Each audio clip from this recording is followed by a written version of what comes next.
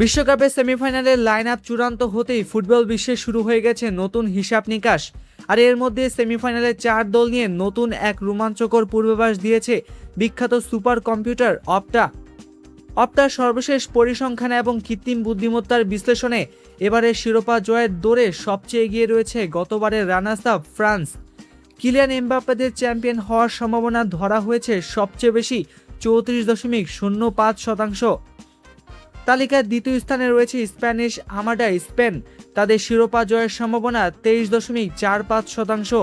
আর Harry কেনের England 21.94% সম্ভাবনা নিয়ে রয়েছে টেবিলের 3 নম্বরে।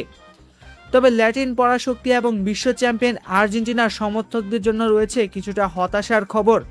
অপটার এই সুপার কম্পিউটার সেমিফাইনালের 4 দলের মধ্যে লিওনেল মেসিদের রেখেছে একদম শেষ স্থানে, যেখানে আর্জেন্টিনার শিরোপা ধরে রাখার সম্ভাবনা মাত্র 20%।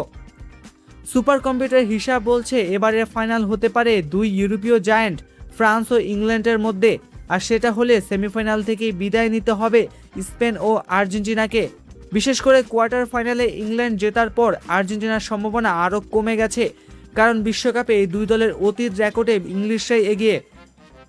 অবশ্য সাম্প্রতিক পারফরমেন্স এবং অতীত রেকর্ড বিশ্লেষণ করে অপটা এই পূর্বাভাস দিলেও ফুটবল মানেই তো মাঠের 90 মিনিটের খেলা, আর সেখানে যে কোনো মুহূর্তে বদলে যেতে পারে সব হিসাব। আপনার কি মনে হয় অপটার এই হিসাব কি মিলবে, নাকি সব সমীকরণ উল্টে দিয়ে আবারও ফাইনালে হাসবে আর্জেন্টিনা? কমেন্ট করে আমাদের জানান।